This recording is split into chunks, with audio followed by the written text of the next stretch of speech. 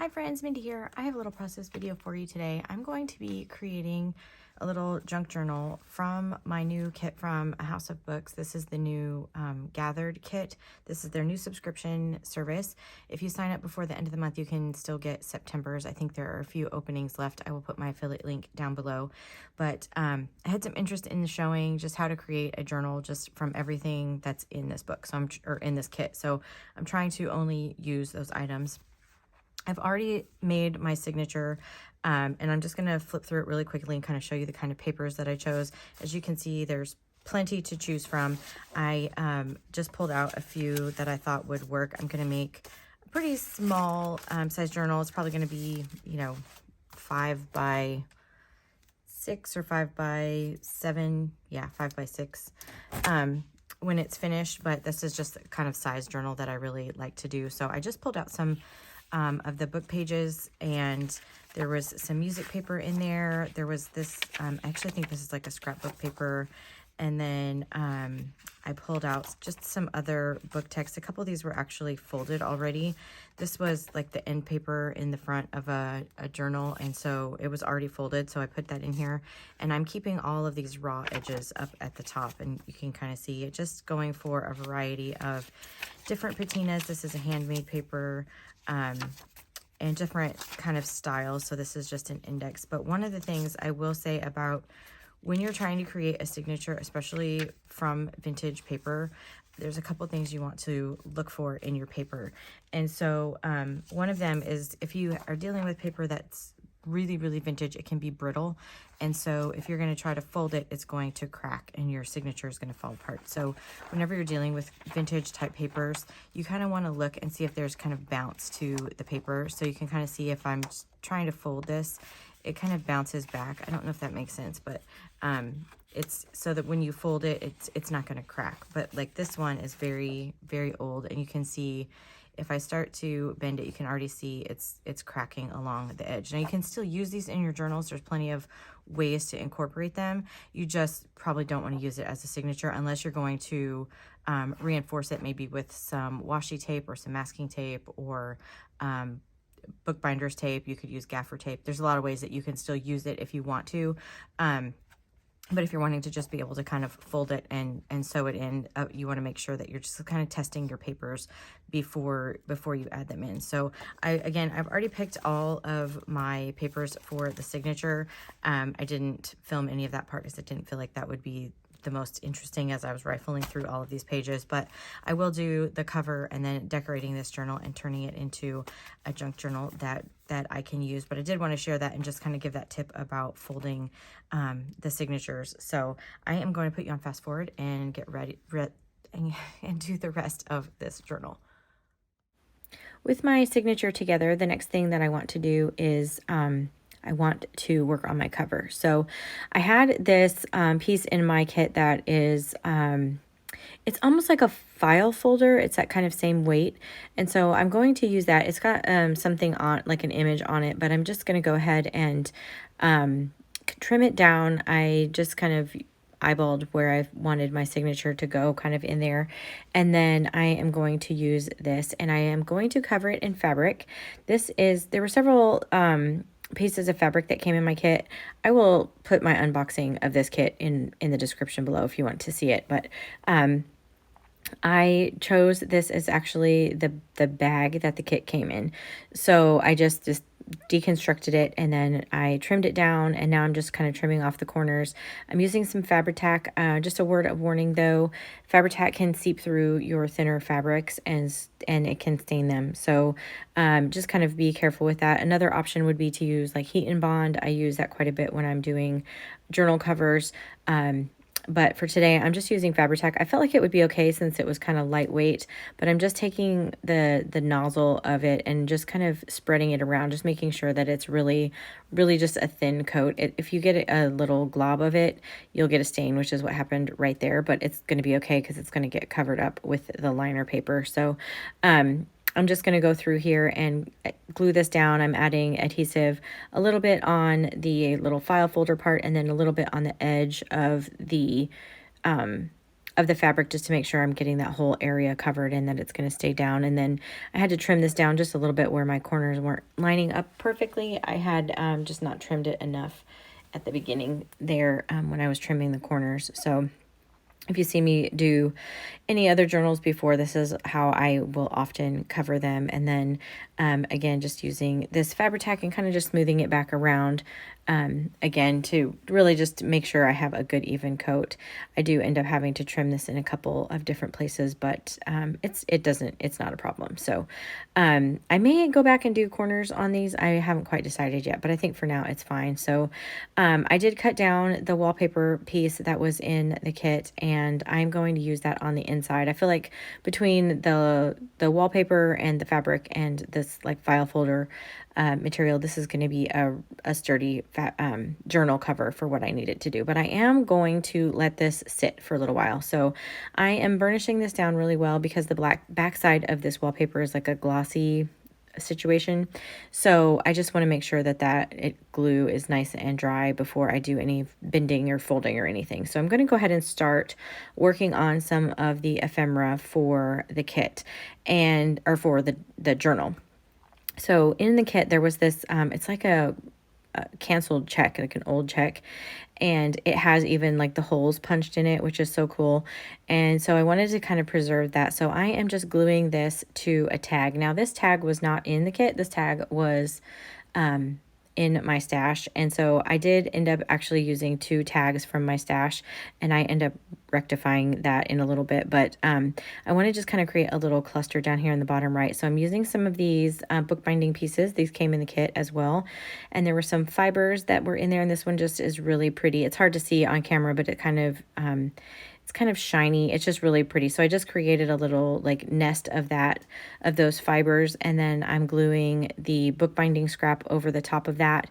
And then I'm going to add a little scrap of paper and then one of the postage stamps. This was also in this gathered kit. So I'm just going to use that right there, and that's just going to be kind of my ephemera piece. And then I added another fiber that was in the kit just to the top, just to give that little tag a little bit more interest. And then eventually that's just going to tuck in one of the pockets that I am going to create. So the next thing is I had these little pieces that were part of a map, and they were already cut down to this size. So this is, again, I'm using one of my tags that I had in my stash. I trimmed it down this just a little bit. I just really liked the design of how like the coastline was on this particular map. And so I thought I might add something to it. And then in the end, I really liked it the way it was. So I just left it.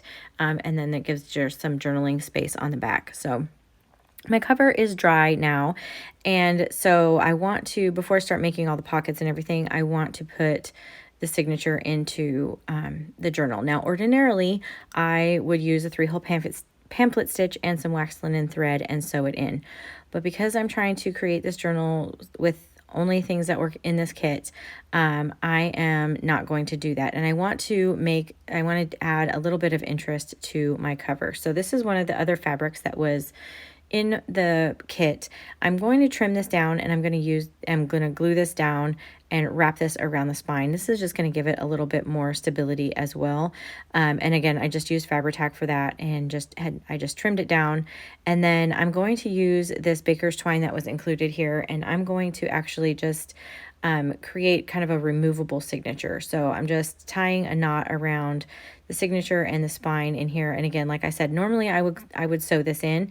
The benefit to this though is that like if I want to remove a page and work on it, I can always remove it, work on it, and then add it back in. I can also always come back later and sew it in permanently if I wanted to, but for the sake of creating this journal with everything that was in this kit, I wanted to just create the signature that way. And so I did have some pieces of some smaller pieces of cardstock and this beautiful like map image as well. And so I will create the rest of the tags and stuff from those pieces of cardstock that were in the kit. There are, it's like 75% vintage items, and then there's like 25% that are not. So this would be kind of like scrapbook paper type stuff. But those are really good heavyweight that I can make like tags and stuff out of. So I did have this beautiful image here. This is probably like a patterned cardstock. And so I'm trimming this down so that it's going to create a pocket in this in this journal, but you can kind of see on the bottom, or the left side and the bottom is really kind of distressed from just the way that this paper was printed. So what I'm going to do is try to match that as best as I can. So I'm using some Distress ink. This is actually archival ink in, I want to say it's ground espresso, and I'm going around, especially those two sides that don't have that really dark edge, but also all the way around with the brown. And then I'm going to come back in with Black Soot and archival ink just around the edge, just to kind of deepen it just a little bit. And this is going to more balance this whole look out a little bit, so that it looks just aged all the way around with kind of the same patina. So that's just a kind of trick, and it's also a good trick if you really want to age something.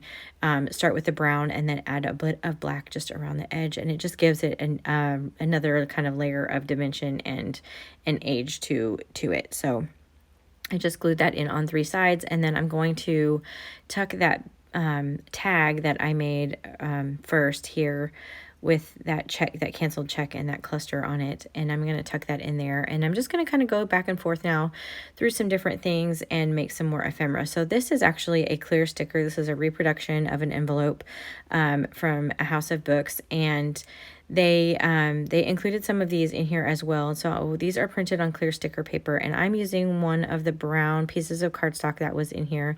This is a textured cardstock though. It does have like a more textured side and a smoother side, but I want to make this so that you can use it as like a journaling card. So I'm actually applying this sticker to the textured side. So I went over that with a bone folder, which is a good idea whenever you're applying like a clear sticker. It generally makes it so that it's not so obvious that it's a clear, that it's a sticker.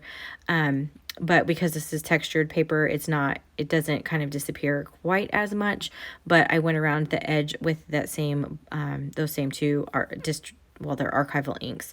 And just kind of distress the edge, and then I will use that as a journaling card. And then also in my kit was this beautiful handmade paper, or mulberry paper, and I don't know why I did this, but I tried cutting this with my trimmer, and it got snagged.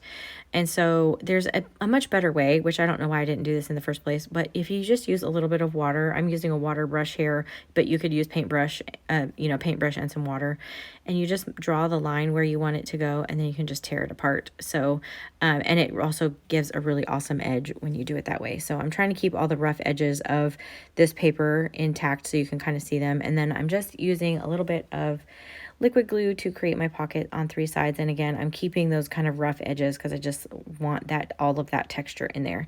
So I am using one of my tags from my stash here as a template, just to get the shape of this tag, but I'm actually cutting that out of cardstock that was in the kit now. And this paper is actually some shorthand paper. It's like from a book about shorthand. And I just added a little bit down to the bottom right hand corner, and then I'm distressing everything. And then there was like this little calling card in there as well.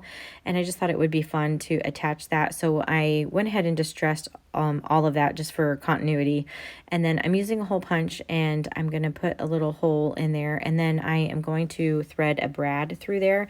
That brad was actually on the closure for the kit that I got. So I just pulled it out of the ribbon that was on there, and I included it here. So I am taking another piece of that wallpaper, and I'm just going to make a little side tuck spot right here. And I'm wanting to save all of those like rough edges of the paper up at the top. So I wanted to make sure I didn't cover that. And then I'm going to put that journaling card in there. And then I had this little piece of paper that's, it's actually from a book, but it's like music paper, but it's really hard to see. It's really tiny, but it's like, it was just really unique music paper. And so I wanted to create a little tuck spot for that. And I'm going to put that little card, or that little tag that I just created, in that little tuck spot. So there's also this, which I think is like a reproduction on some like parchment kind of paper. I cut that down, and then I think, the front side is really beautiful and kind of busy, but on the back side, I think you could use it for a journaling spot. So I just cut these apart, and then I folded them like in thirds, and that way I can still keep that kind of little letterhead across the top as the focal point. And then I'm just going to tuck those in the journal into some different spots. And there was also this piece of acetate that has been stamped on, I believe. And so I'm just going to trim this down, and then I'm going to create a little pocket with this. And I just used my art glitter glue here and put a really thin bead right around the edge, but it dries clear, so you're not going to be able to see this. You can kind of obviously see the glue now, but I'm just going to hold it in place just long enough for it to kind of dry. That's a good thing about art glitter glue, is it dries pretty quickly. And so you can see here that you can't see that line of glue at all.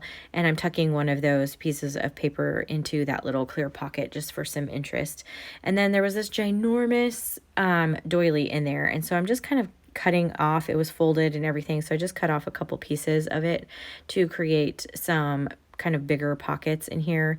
But this is a pretty thin doily, so I'm not going to put anything in these pockets that's too heavy, but I am just going to glue these down to a couple of the pages. I still have plenty of doily left. I can do this in a couple other journals as well, because it was a big doily, but just for some extra kind of texture and interest, and I just like how it looks against those kind of pattern, or those book text papers. I got this one a little bit crooked, so I had to trim this one down just a tad, but then I will tuck some things in there. And then I had this image also that was from a book, and one of the cardstocks that I had was like adhesive on the back, and so that's what I'm using right here. So I'm taking this piece that was from a book and I just trimmed it down, and then I set it off to the side, and I went back to this other piece. So I'm sorry this is a little confusing, but I just wanted to tuck that little paper into that little doily. And then you can see that other piece right here. I'm just going to tuck this into that first doily that I glued down. And then I have this other piece of it's almost like a coffee dyed or tea dyed parchment paper situation.